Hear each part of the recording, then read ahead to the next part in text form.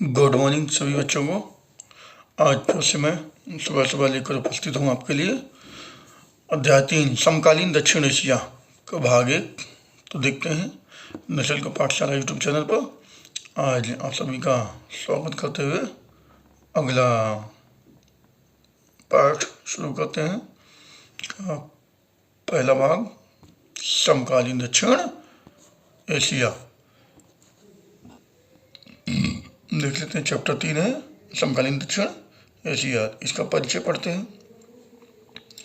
परिचय में क्या कह रहा है,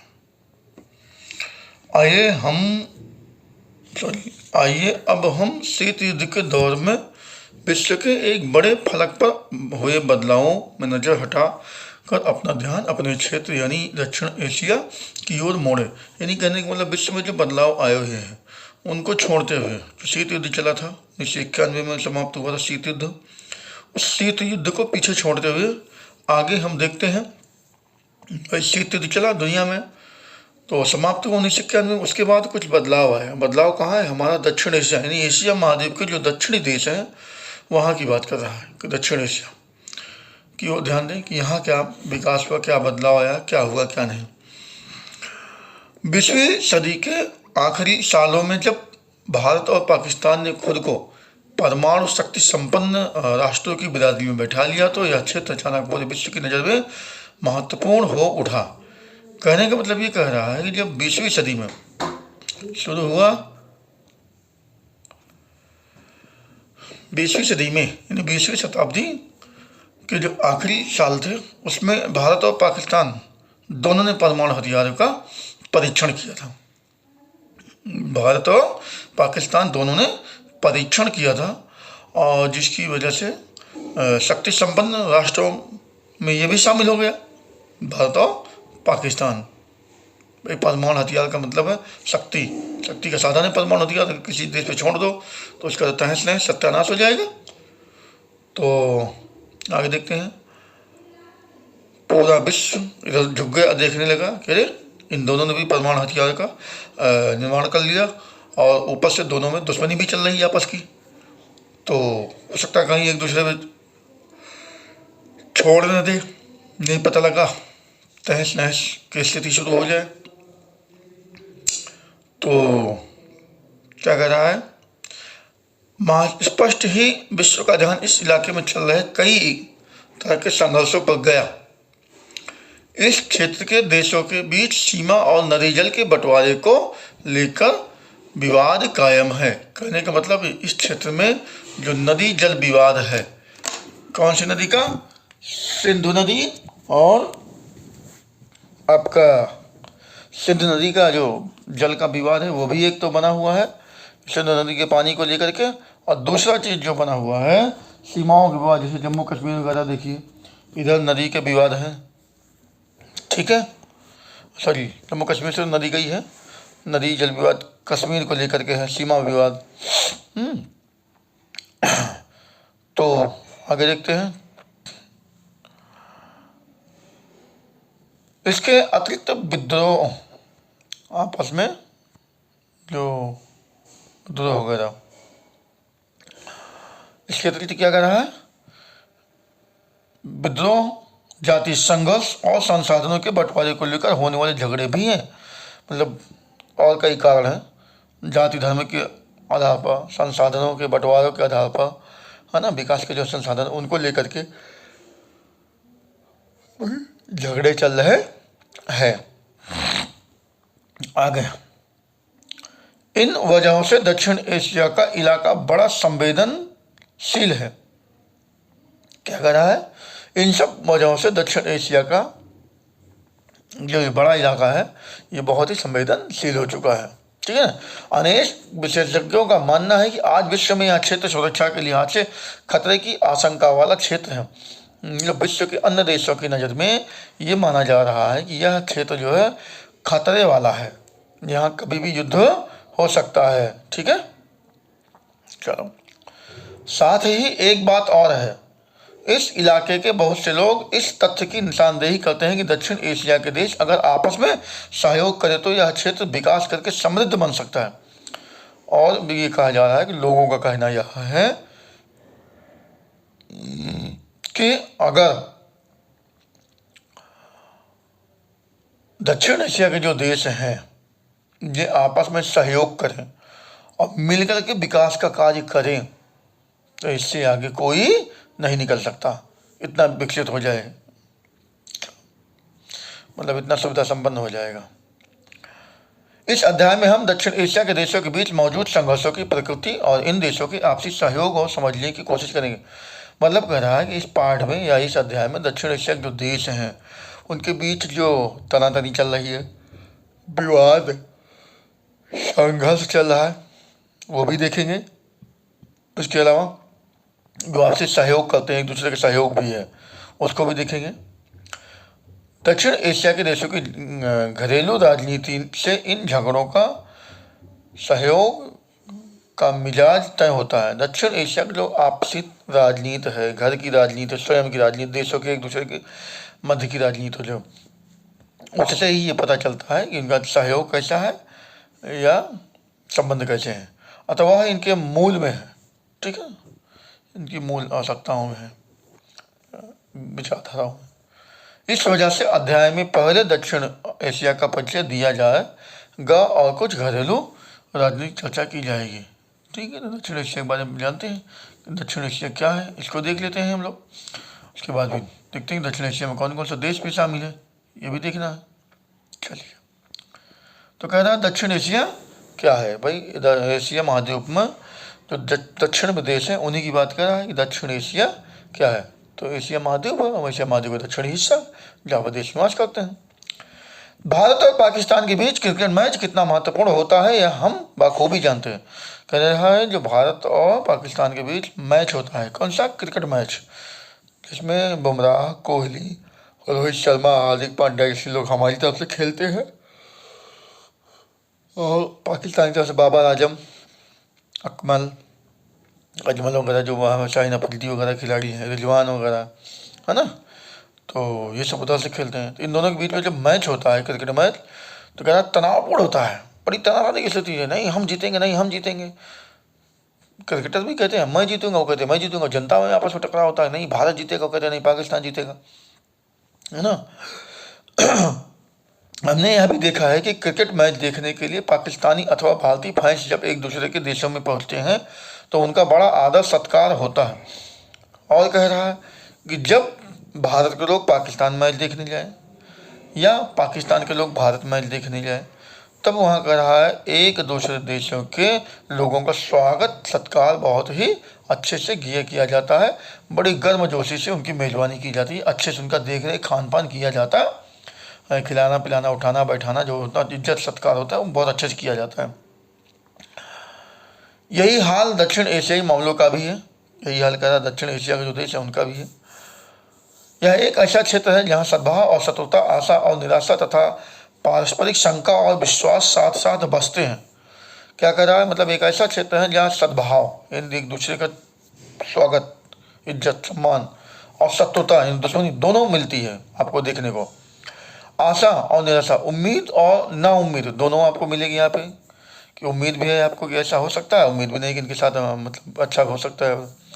तथा पारस्परिक शंका और विश्वास, शंका भी बनी होती है किसी चीज़ को लेकर के और विश्वास भी होता है। तो ये सब साथ साथ यहाँ पे बसते हैं या पाए जाते हैं।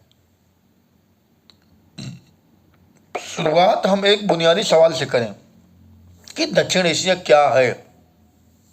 कहने का मतलब कह रहा है एक नॉर्मल तरीके से हम शुरुआत करते हैं और पूछते हैं कि दक्षिण एशिया है क्या। ठीक, अमूमन बांग्लादेश, भूटान, भारत, मालदीव, नेपाल, पाकिस्तान और श्रीलंका को इंगित करने के लिए दक्षिण एशिया पद का व्यवहार किया जाता है। किसका कह रहा है, दक्षिण एशिया पद का। तो देखते हैं, कह रहा है आमतौर पर, मामूली तौर पर देखा जाए तो बांग्लादेश, भूटान, भारत, मालदीव, नेपाल, श्रीलंका और पाकिस्तान जैसे देशों को दक्षिण एशिया में शामिल किया जाता है। उत्तर की विशाल हिमालय पर्वत श्रृंखला, दक्षिण का हिंद महासागर, पश्चिम का अरब सागर और पूरब में मौजूद बंगाल की खाड़ी से यह इलाका एक विशिष्ट प्रकृति के क्षेत्र के रूप में नजर आता है। जैसे भारत को देख लिया जाए तो भारत के ऊपरी हिस्से पर उत्तर की तरफ क्या है? हिमालय है। वहीं पर नेपाल भूटान भी पाए जाते हैं, तो हिमालय है। दक्षिण में हिंद महासागर है ही है श्रीलंका और भारत के। पूरब में बंगाल की खाड़ी देखा जाता है, पश्चिम में अरब सागर है।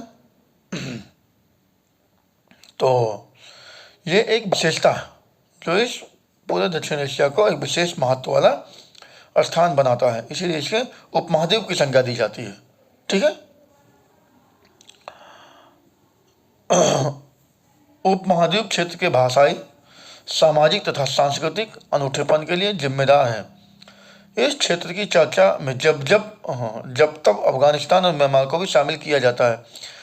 कभी कभी इनके जो है क्षेत्रों में अफगानिस्तान और म्यांमार को भी शामिल कर लिया जाता है। यहाँ के सभ्यता और संस्कृति जो भी है, जो भाषा है, वो एक अलग प्रकार की है, अनूठेपन की है ना। क्या कह रहा है? चीन इस क्षेत्र का एक प्रमुख देश है, लेकिन चीन को दक्षिण एशिया का अंग नहीं माना जाता।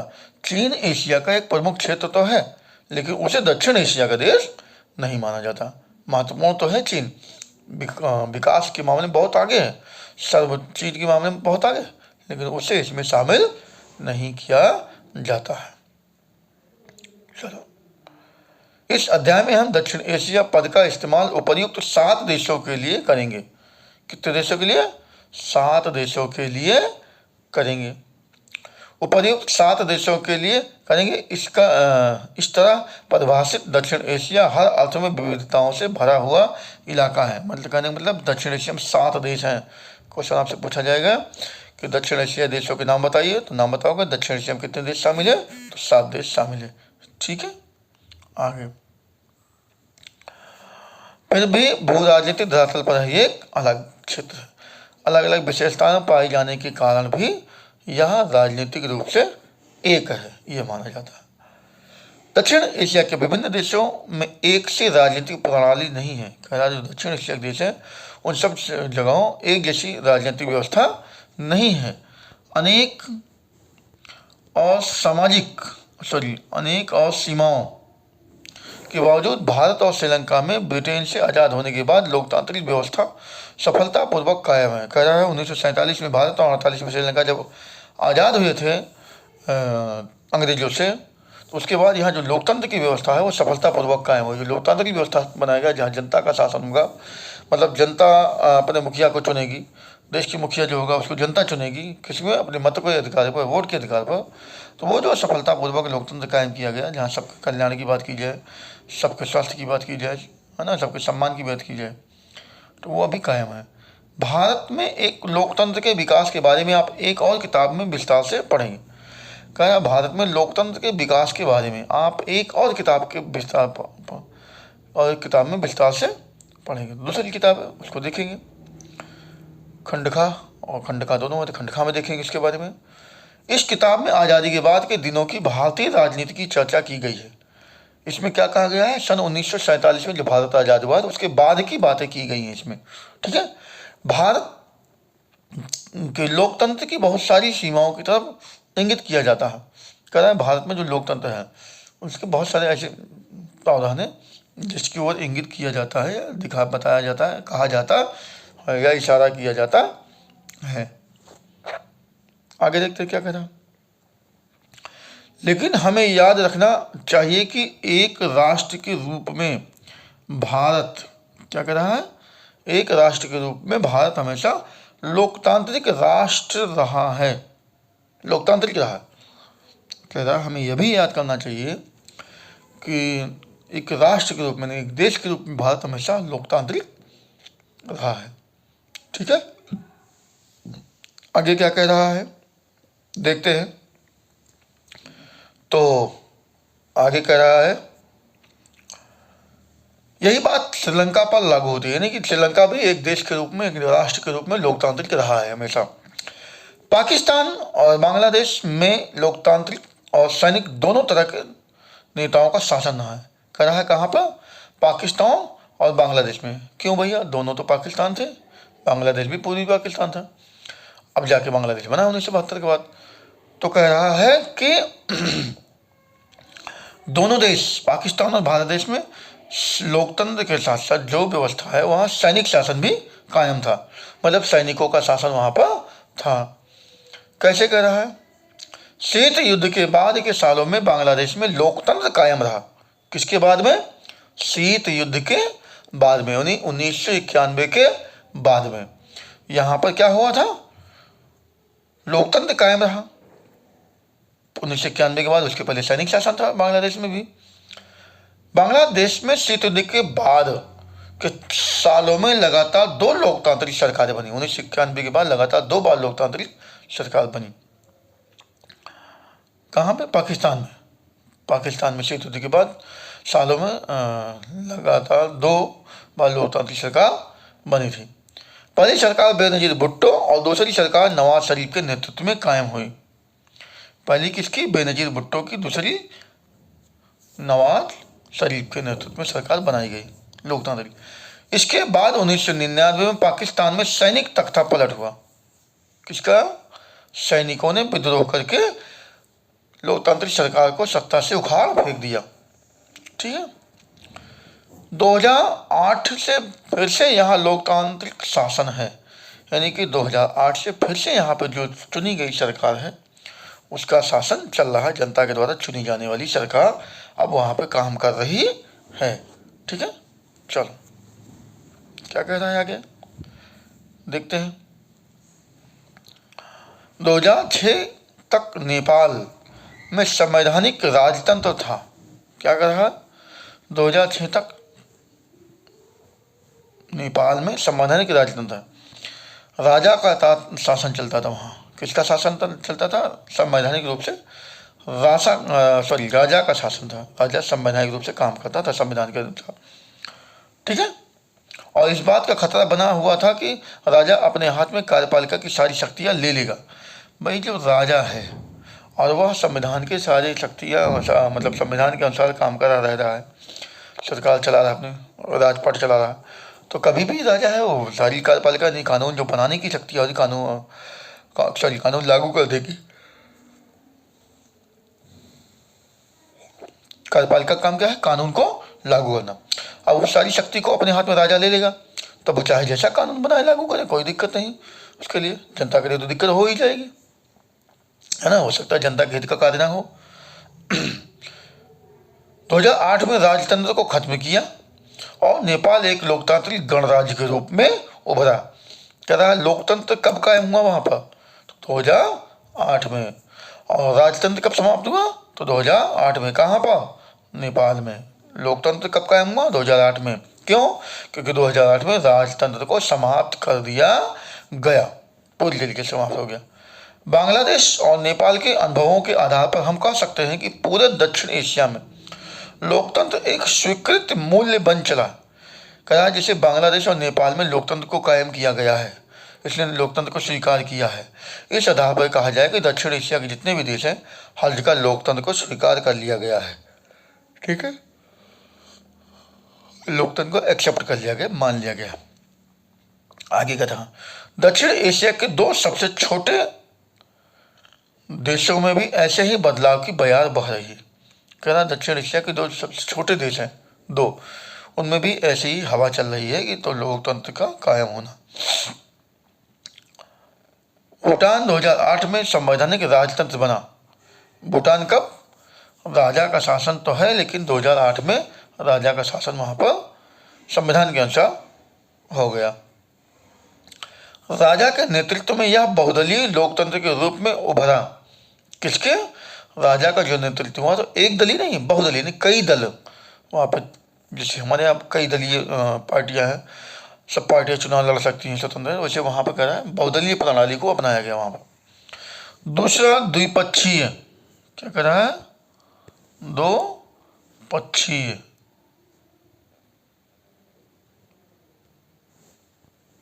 देश मालदीव, एक तो भूटान की बात कर रहा है, एक दूसरा मालदीव की बात चल रही है। 1968 तक सल्तनत हुआ करता था। यानी कि किसका शासन? मुस्लिम शासकों का शासन हुआ करता था सल्तनत के रूप में। 1968 में यह एक गणतंत्र बना और यहाँ शासन की अध्यक्षात्मक प्रणाली अपनाई गई। ठीक है ना, संसदात्मक नहीं है बल्कि कैसी है? अध्यक्षात्मक होगा। तो कब? 1968 में सल्तनत को समाप्त किया गया और एक गणतंत्र के रूप में यहाँ पर अध्यक्षात्मक शासन को अपनाया गया। ठीक है। 2005 के जून में मालदीव की संसद ने बहुदलीय प्रणाली को अपनाने के पक्ष में एकमत से मतदान किया। क्या कह रहा है? 2005 में जून में मालदीव की संसद जो है उसने बहुदलीय प्रणाली को अपनाया, एक दलीय नहीं बल्कि बहुदलीय व्यवस्था को उसने अपनाने के लिए एकमत होकर सभी लोगों ने मतदान किया। मालदीवियन डेमोक्रेटिक पार्टी यानी कि एमडीपी का देश के राजनीतिक मामलों में दबदबा है। आज भी क्या कह रहा है? जो एमडीपी पार्टी है, मालदीवियन डेमोक्रेटिक पार्टी, उसका दबदबा वहाँ पर कायम है, प्रभाव उसका कायम है। एमडीपी ने 2008 में हुए चुनाव में जीत हासिल की। किसने? एमडीपी ने 2018 में, 8 नहीं बल्कि 2018 में हुए चुनाव में जीत हासिल की। यानी कि जो मालदीवियन डेमोक्रेटिक पार्टी है उसने क्या किया? 2018 में चुनाव में जीत हासिल कर लिया। पर चुनाव होगा तो कोई न कोई जीतेगा, तो ये जीत गए। दक्षिण एशिया में लोकतंत्र का रिकॉर्ड मिला जुला रहा है। कैसा कर रहा है? दक्षिण एशिया में रिकॉर्ड लोकतंत्र का मिला जुला रहा है ना? न बहुत अच्छा न बहुत खराब। इसके बावजूद दक्षिण एशिया देशों की जनता लोकतंत्र की आकांक्षाओं में सहभागी है। फिर भी कह रहा है जो दक्षिण एशिया के देश हैं वहाँ की जो जनता है वो लोकतंत्र को ही महत्व देती है, लोकतंत्र में ही विश्वास रखती है।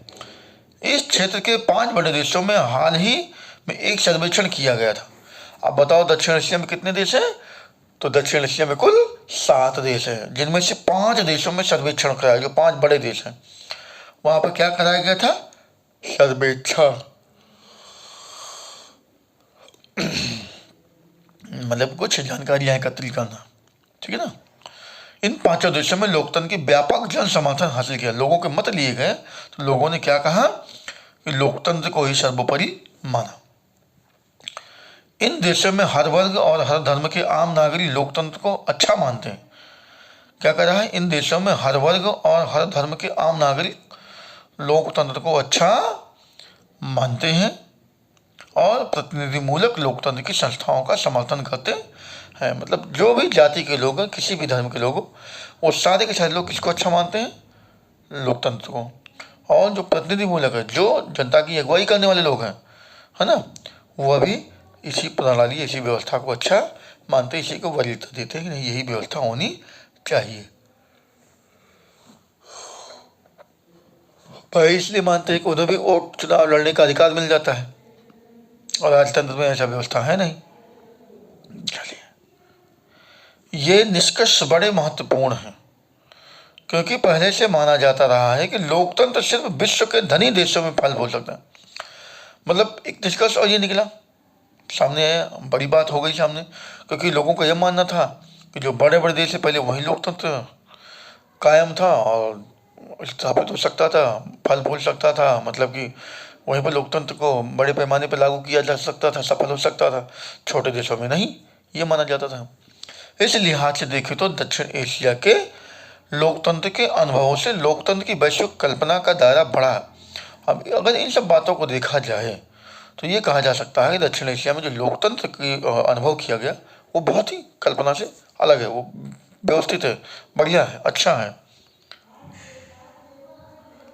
और क्या कहा? क्या रहा है? आइए हम देखें कि भारत को छोड़कर दक्षिण एशिया के अन्य 4 बड़े देशों में लोकतंत्र का अनुभव कैसा रहा। कह रहा है कि मतलब अब भारत को छोड़कर के हम उन देशों को देखेंगे कि लोकतंत्र की व्यवस्था कैसी रही भारत के अलावा अन्य देशों में। चलिए देखते हैं क्या कह रहा है।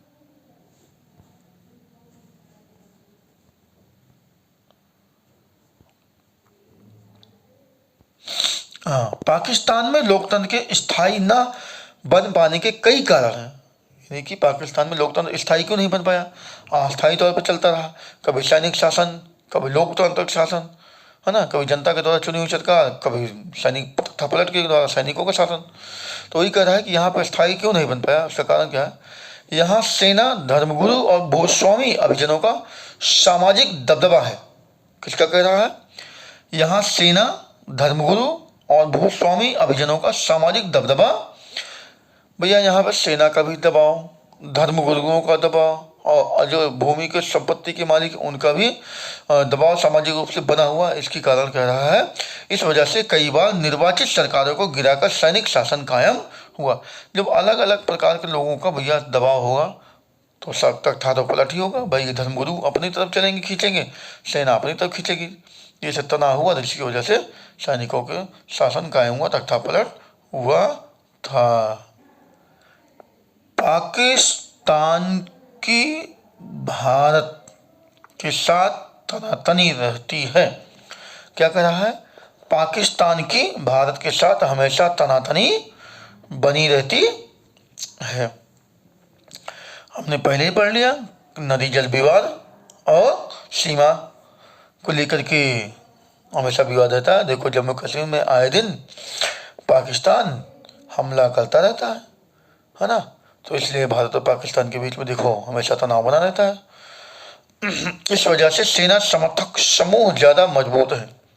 इस वजह से सेनाओं का जो समर्थक है वह समूह ज़्यादा मजबूत है। अक्सर ये समूह दलील देते हैं कि पाकिस्तान के राजनीतिक दलों और लोकतंत्र में खोट है। जो सैनिक समूह है, सेना का समर्थन करने वाले लोग हैं, वो कहते हैं कि पाकिस्तान की राजनीतिक व्यवस्था है, जो दल है और जो लोकतंत्र है, उसमें कहीं ना कहीं खोट है, कहीं ना कहीं खोट है, कमियां हैं, है ना। राजनीतिक दलों के स्वार्थ साधन तथा लोकतंत्र की धमाचौकड़ी से पाकिस्तान की सुरक्षा खतरे में पड़ेगी। क्या कह रहा है, राजनीतिक दलों के स्वार्थ, अपने स्वार्थ की खातिर जो लोग राजनीति कर रहे हैं, और लोकतंत्र की धमाचौकड़ी, जनता के शासन की धमाचौकड़ी, सबके कल्याण की बात किया रहा है, सबको अवसर का जो बात कर रहा है, तो उसके कह रहा है कि पाकिस्तान में सुरक्षा के खतरे बढ़ जाएंगे, खतरा बढ़ जाएगा ज़्यादा। इस तरह ये ताकतें सैनिक शासन को जायज़ ठहराती। इस वजह से लोग कहते हैं ना, सैनिक का शासन जो है वो सही है, ठीक है। लोकतंत्र तो खैर पाकिस्तान में पूरी तरह सफल नहीं हो सका, लोकतंत्र तो नहीं सफल हो सका पाकिस्तान में, लेकिन इस देश में लोकतंत्र का जज्बा बहुत मजबूती के साथ कायम रहा। लोकतंत्र को कायम तो नहीं किया जा सका, लेकिन लोकतंत्र का जो मजबूती का आधार है वो बहुत अच्छे से रहा। पाकिस्तान में अपेक्षाकृत स्वतंत्र और साहसी प्रेस मौजूद है। क्या कह रहा है, पाकिस्तान में अपेक्षाकृत, अपेक्षा जो की जाए उस हिसाब से स्वतंत्र और साहसी प्रेस मौजूद है। जो स्वतंत्र है, साहस, हिम्मत है जिनके अंदर, वो भी मौजूद है वहाँ पर। और वहाँ मानवाधिकार आंदोलन भी काफ़ी मजबूत है, यानी मनुष्यों के अधिकार के साथ अगर किसी भी प्रकार का खिलवाड़ किया जाता है, उल्लंघन किया जाता है, तो उसके लिए आवाज़ बड़ी तेजी के साथ उठाई जाती है, ठीक है। पाकिस्तान में लोकतंत्र शासन चले, इसके लिए कोई खास अंतर्राष्ट्रीय समर्थन नहीं मिलता। और कह रहा है कि पाकिस्तान में लोकतांत्रिक जो शासन व्यवस्था हो, उसके लिए उसे कहीं बाहर से कोई समर्थन नहीं मिलता है कि कोई देश उनका समर्थन करे। इस वजह से भी सेना को अपना प्रभुत्व कायम रखने के लिए बढ़ावा मिला है, और इस वजह से सेना भी मनोबल बढ़ा हुआ है, सेना का, उसका भी विश्वास बढ़ा हुआ है, धमा चौकड़ी लगी रहती कि नहीं हम ही शासन करेंगे। क्या कह रहा है, अमेरिका तथा अन्य पश्चिमी देशों ने अपने स्वार्थ से गुजरे वक्त में पाकिस्तान में सैनिक शासन को बढ़ावा दिया। पाकिस्तान हो या अन्य जो यूरोप और अफ्रीका महाद्वीप के जो भी देश हों या अमेरिका के, उन लोगों ने क्या किया, अपने फायदे की खातिर, अपने स्वार्थ की खातिर सैनिकों का उत्साह बढ़ाया। हथियार बिकेंगे, गोला बारूद बंदूक के शस्त्र बिकेंगे, तो उन्होंने सैनिकों को बढ़ावा दिया। इन देशों को उस आतंकवाद से डर लगता है जिससे ये देश विश्वव्यापी इस्लामी कहते हैं। जो अन्य जो पाकिस्तान से सैनिक, हाँ, जो अमेरिका या पश्चिमी जो देश हैं उनको यह डर लगता है किससे, आतंकवाद से, जिसे लोग विश्वव्यापी, विश्व के स्तर पर बड़े पैमाने पर इस्लामी आतंकवाद कहते हैं। क्या कहते हैं, इस्लामी आतंकवाद, इस्लाम के नाम पर जिहाद करने वाले लोग, है ना, एक दूसरे की जान लेने वाले लोग। इन देशों को यह भी डर सताता है कि पाकिस्तान के पारमाणविक हथियार कहीं इन आतंकवादी समूहों के हाथ न लग जाए। उन देशों को यह भी डर सताता है कि कहीं जो पाकिस्तान का भाई भय है, मन में डर बसा हुआ सभी देशों को कि जो परमाणु हथियार बनाया है पाकिस्तान ने, कहीं ऐसा ना हो कि वह आतंकवादियों के हाथ लग जाए और वह अमेरिका या भारत या अन्य किसी देश पर छोड़ दे तो उस देश का सत्यानाश हो जाए। ठीक है, यह भी एक डर बना हुआ है। इन आतंकवादी, हाँ, इन बातों के मद्देनजर पाकिस्तान को ये देश पश्चिम तथा दक्षिण एशिया में पश्चिमी हितों का खतरा रखवाला मानते हैं। इन सब को देखते हुए क्या कर रहा है पाकिस्तान को ये देश पश्चिम तथा दक्षिण एशिया में पश्चिमी हितों का रखवाला, पश्चिम के देशों का हितैषी माना जाता है। तो कहता है, क्या कह रहा है आगे, तो आज के लिए तो बच्चों इतना ही हम लोग देखेंगे। अगले दिन हम लोग शुरू करेंगे बांग्लादेश में लोकतंत्र। तो यहाँ से हम बांग्लादेश के बारे में पढ़े, अभी तो पाकिस्तान के बारे में पढ़ लिया, अब हम बांग्लादेश के बारे में पढ़ेंगे कल। ठीक है, तो आज तक के लिए इतना ही है। कल हम फिर से एक नया वीडियो लेकर आएंगे। लेकिन एक बात और है, आप लोग भाई हमारे चैनल को सब्सक्राइब नहीं कर रहे हैं, ज़्यादा से ज़्यादा लोगों तक शेयर नहीं कर रहे हैं। अरे कमेंट भी करो यार, बताओ तो कैसा लग रहा है पढ़ने में आप लोगों को। शेयर भी कर दो, कमेंट भी करो, सब्सक्राइब तो करो ही सबसे पहले, भेजो जरूर सबको ये, अच्छा शेयर भी करो, लोग पढ़ें। ठीक है, तो हमें भी तो उत्साह मिले यार, हमारा भी तो मनोबल बढ़े कि हम आपको ऐसे वीडियो डेली लेकर आते रहें। ठीक है, तो हम तो वीडियो लेकर आएंगे ही, लेकिन आप भी अपना काम करते रहिए, अंगूठा दिखाते रहिए, नहीं सब्सक्राइब करते रहिए, लाइक करते रहिए, शेयर करते रहिए, कमेंट करते रहिए। तो कल फिर से हम लेके मिलेंगे इसका अगला पार्ट। तब तक के लिए धन्यवाद।